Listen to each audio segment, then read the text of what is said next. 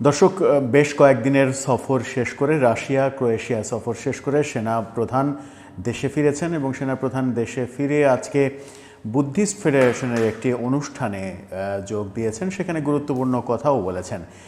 সেনাপ্রধান দেশে ফেরার পরে পরিস্থিতি কোন দিকে যাচ্ছে সেই আলোচনা জোরে সোরে শুরু হয়েছে। এদিকে সেনাপ্রধানের অনুপস্থিতিতে বাংলাদেশে একটি গুরুত্বপূর্ণ পদে ডক্টর খলিলুর রহমান, যিনি কিনা সরকারের রোহিঙ্গা বিষয়ক হাই রিপ্রেজেন্টেটিভ ছিলেন, তাকে জাতীয় নিরাপত্তা উপদেষ্টা করা হলো। সেনাপ্রধানকে জানিয়ে করা হয়েছে কিনা সেই বিতর্ক তৈরি হয়েছে। কোন যোগ্যতায় তাকে এই জাতীয় নিরাপত্তা উপদেষ্টা করা হলো সেই আলোচনাও চলছে। তখন আমরা দেখছি যে চারুকলায় শেখ হাসিনার যে বিকৃত মোটিভ, সেই মোটিভ পুড়িয়ে দেওয়ার পরে সংস্কৃতি উপদেষ্টা ফারুকী ঘোষণা দিয়েছেন একদিনের মধ্যে সেটি আবার নতুন করে তৈরি করা হবে এবং রাত পোহালেই যে বাংলা নববর্ষ, সেই বাংলা নববর্ষের র্যালিতে মঙ্গল শোভাযাত্রা, যেটিকে তিনি আনন্দ শোভাযাত্রা করেছেন, সেই র্যালিতে প্রদর্শনও করা হবে, এমনটা তিনি ঘোষণা দিয়েছেন। এই ঘোষণা যখন দিয়েছেন তখন চারুকলার ছাত্ররা সংবাদ সম্মেলন করে মঙ্গল শোভাযাত্রার নাম পরিবর্তনের ব্যাখ্যা চেয়েছে। তাদের অধিকার শিক্ষকরা কেন কেড়ে নিয়েছে সেই ব্যাখ্যাও চেয়েছে। এরকম নানা ঘটনা যখন ঘটছে তখন আমরা দেখলাম যে সরকার ইন্ডাস্ট্রিতে, শিল্প খাতে ব্যাপক হারে গ্যাসের দাম বাড়িয়ে দিল। সব মিলিয়ে ব্যবসা বাণিজ্যের অবস্থাও একেবারে লেজে গবরে অবস্থায় চলে যাচ্ছে। সব আলোচনাই করবে একটু একটু করে। এই ভিডিওতে থাকবেন পলিটিক্স টিভির নিয়মিত আয়োজনে।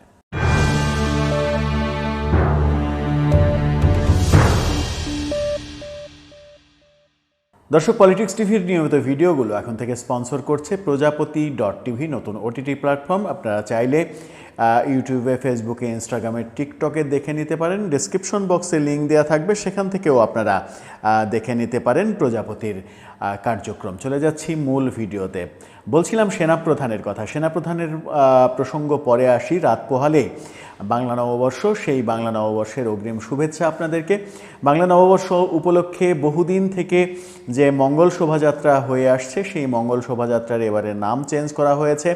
গতকালকে ঢাকা বিশ্ববিদ্যালয়ে চারুকলায় এবারের এই র্যালিতে অনেক আলোচিত সমালোচিত শেখ হাসিনার বিকৃত যে মোটিভ, সেটি পুড়িয়ে দেওয়া হয়েছে। সেই পুড়িয়ে দেওয়ার ঘটনার পরে মোস্তফা সরোয়ার ফারুকী, সংস্কৃতি উপদেষ্টা, তিনি ঘোষণা দিয়েছেন যে একদিনের মধ্যে আবার সেটি পুনর্নির্মাণ করা হবে।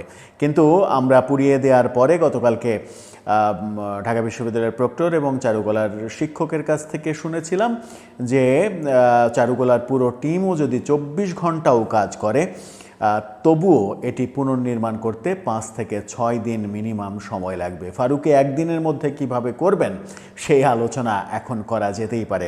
এদিকে সেই আলোচনা যখন করা যেতেই পারে বলছি, তখন গোলাম মাওলা রনি, বাংলাদেশের আলোচিত রাজনীতিবিদ, সামাজিক যোগাযোগ মাধ্যমে কন্টেন্ট ক্রিয়েটর, তিনি সময় টেলিভিশনের একটি সাক্ষাৎকারে এই মোস্তফা সরোয়ার ফারুকীকে অযোগ্য উপদেষ্টা হিসেবে আখ্যা দিয়েছেন এবং চারুকলায় যে মোটিভ পোড়ানো হয়েছে সেই পোড়ানোর দায় ফারুকীর উপরে চাপিয়েছেন। ফারুকীর শাস্তি দাবি করেছেন। বলেছেন যে ফারুকীর দায়িত্ব ছিল এটা, তিনি নিরাপত্তা দিতে পারেননি। নিরাপত্তা না দিতে পেরে নিজের ব্যর্থতা ঢেকে তিনি শেখ হাসিনা স্টাইলে ভাষণ দিয়ে বেড়াচ্ছেন। শেখ হাসিনা যেমন কোনো কিছু ঘটলেই এটার জন্য বিএনপি দায়ী, জামাত দায়ী, এই কথাগুলো বলতেন, তেমনি ফারুকীও সেই একই স্টাইলে একটা ঘটনা ঘটেছে সেটার জন্য আওয়ামী লীগ দায়ী, ছাত্রলীগ দায়ী, কোনো ধরনের কোনো তদন্ত ছাড়াই তিনি দেদারসে সেই কথাগুলো বলে দিলেন। অথচ পাশেই শাহবাগ থানা, সেই শাহবাগ থানায় বলে দিলেই হতো যে এটা নিরাপত্তা বিধান করা হয়। ফারুকীকে অযোগ্য অথর্ব উপদেষ্টা হিসেবে তিনি বললেন এবং তিনি ডক্টর ইউনূসের সমালোচনাও করলেন যে ডক্টর ইউনূসের মতো এত বিখ্যাত একজন মানুষ মোস্তফা সরোয়ার ফারুকীদের মতো অযোগ্য মানুষদের কিভাবে উপদেষ্টা হিসেবে বাছাই করলেন, সেটা একটা বড় প্রশ্ন। সেই প্রসঙ্গ ছেড়ে এবার চলুন ছোট ছোট করে দুটি প্রসঙ্গে আলোচনা করি।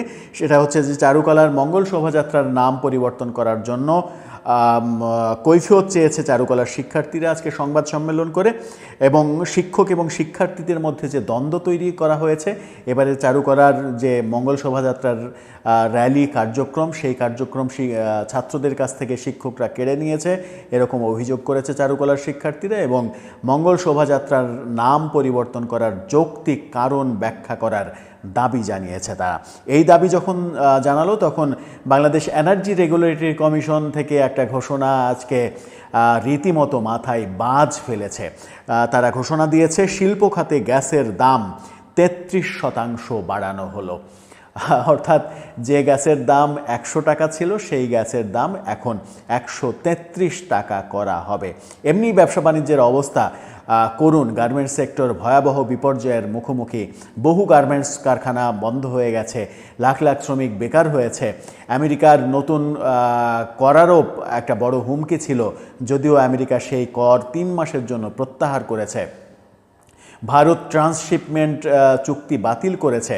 সব মিলিয়ে যখন ব্যবসার তথৈবচ অবস্থা, তখন এই সরকারের এই সিদ্ধান্ত ব্যবসা খাতে বড় ধরনের ধাক্কা দেবে, এবং দ্রব্যমূল্যের দাম যে ভয়াবহ আকারে বাড়বে সেটা খুব সহজেই অনুমান করা যায়। 100 টাকাতে 33 টাকা যদি বাড়ানো হয় তাহলে ব্যবসায়ীদের কথা আদৌ সরকার ভাবছে কিনা? যখন কিনা সরকার একজন ব্যবসায়ীকে বাণিজ্য উপদেষ্টা বানিয়েছে, তখনও যদি এই অবস্থা হয় তখন এই সরকার নানা রকম বিতর্কের মধ্যে আবার নতুন বিতর্কের জন্ম দিল, সেটাই এখন বাস্তবতা হয়ে দাঁড়ালো। চলুন সেনাপ্রধানের কাঙ্ক্ষিত বিষয়ে একটু আলোচনা করা যাক। সেনাপ্রধান দেশে ফিরেছেন। বাংলাদেশ বুদ্ধিস্ট ফেডারেশনের একটি সম্প্রীতি সম্মেলনে তিনি আজকে ভাষণ দিয়েছেন। সেখানে তিনি বলেছেন সম্প্রীতি বজায় রাখতে সেনাবাহিনী সব করতে প্রস্তুত। নিজেদের মধ্যে হানাহানি, খুনোখুনি এগুলো বাদ দিয়ে বহু দল, বহু মত, বহু বর্ণ, বহু জাতি সবার মাঝে একটা সম্প্রীতি প্রয়োজন, সেই কথা তিনি বলেছেন। সেনাপ্রধান রাশিয়া সফর করলেন। রাশিয়া সফর নিয়ে নানা রকমের আলোচনা উঠেছিল। ভারতীয় মিডিয়া থেকে বারবার বলা হচ্ছিল যে সেনাপ্রধান রাশিয়াতে গেছেন ভারতের প্রেসক্রিপশনে, এবং রাশিয়াকে দিয়ে বাংলাদেশ সরকারের উপরে এক ধরনের চাপ সৃষ্টি করা, নির্বাচন যেন দ্রুত হয়, সেই কারণেই তিনি রাশিয়া গেছেন। কিন্তু এদিকে একটা বড় ঘটনা ঘটেছে, যে ঘটনা নিয়ে এখন রীতিমতো আলোচনা হাই ভোল্টেজ আকার ধারণ করেছে। সেটা হচ্ছে সেনাপ্রধান রাশিয়াতে থাকা অবস্থাতে বাংলাদেশ সরকার একটা বড় সিদ্ধান্ত নিয়েছে।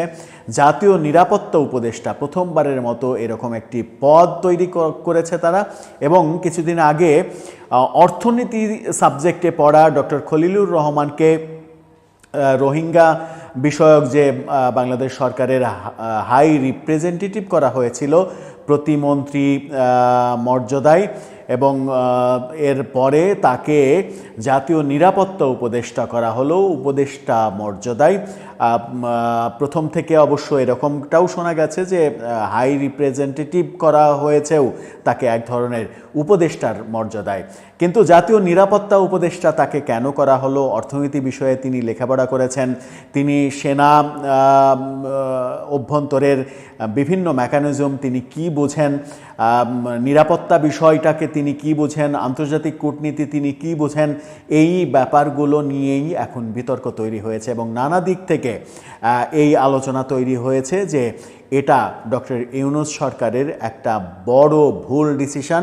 এখনই এই সিদ্ধান্ত থেকে সরে আসা উচিত, কারণ জাতীয় নিরাপত্তা উপদেষ্টার মতো এত সেন্সিটিভ একটি পদে তাকেই আনা উচিত যার নিরাপত্তা বিষয়ক গবেষণা রয়েছে, জ্ঞান রয়েছে, পড়াশোনা রয়েছে এবং অভিজ্ঞতা রয়েছে। নিরাপত্তা বিষয়ক কোনো বাহিনীতে তিনি কাজ করেননি, তার এই বিষয়ে কোনো লেখাপড়া নেই, তার এই বিষয়ে কোনো গবেষণা নেই, সেরকম একটা মানুষকে জাতীয় নিরাপত্তা উপদেষ্টা করা হলো, এবং সেই সময় করা হলো যখন কিনা সেনাপ্রধান দেশের বাইরে সফরে ছিলেন। সেই কারণেই আলোচনা এসেছে যে সেনাপ্রধানকে না জানিয়েই এই ঘটনাটা ঘটানো হয়েছে। এখন তাহলে সেনাপ্রধান এবং ডক্টর খলিলুর রহমান মুখোমুখি হয়ে দাঁড়াবেন কিনা সেটা একটা বড় প্রশ্ন। জাতীয় নিরাপত্তা উপদেষ্টা তাকে যেহেতু বানানো হয়েছে, তার মানে হচ্ছে যে তার পদ এখন সেনাপ্রধানের চাইতে অনেক বড় পদ হয়ে গেছে। তার মানে সেনাপ্রধানকে তিনি সাজেশন দেবেন। সেনাপ্রধানকে সেনাবাহিনী কিংবা 3 বাহিনীর প্রধানকে সেই বাহিনী সম্পর্কে কি সাজেশন দিবেন, এই বিষয়ে অনভিজ্ঞ একজন মানুষ, সেই তর্ক বিতর্ক চতুর্দিকে চলছে। তাহলে কি যে কথাটা গোলাম মাওলা রনি সময় টেলিভিশনের টক শোতে দাবি করেছেন যে যোগ্যতা বিচার না করেই কাউকে কাউকে উপদেষ্টা হিসেবে নিয়োগ দেওয়া হয়েছে, মোস্তফা সরোয়ার ফারুকীর নাম উল্লেখ করে তিনি অযোগ্য হিসেবে বলেছেন, এবং এখন প্রশ্ন উঠছে যে জাতীয় নিরাপত্তা উপদেষ্টা হিসেবেও একজন যোগ্য লোকের আসা উচিত, যেখানে ডক্টর খলিলুর রহমানের এই নিয়োগটা কোনোভাবেই প্রশংসনীয় উদ্যোগ হতে পারে না। সেনাপ্রধানের পরবর্তী উদ্যোগ এই বিষয়ে পরবর্তী কার্যক্রম নানাভাবেই হয়তো বোঝা যাবে যে তিনি এতে খুশি হয়েছেন নাকি বেজায় নাখোশ হয়েছেন। নাখোশ হলে তার পরবর্তী পদক্ষেপগুলো কি হয় সেটি আমরা দেখব, হয়তো বুঝে যাব 2-4 দিনের মধ্যেই। দর্শক, আপনার মতামত জানিয়ে লিখতে পারেন আমাদের কমেন্ট বক্সে।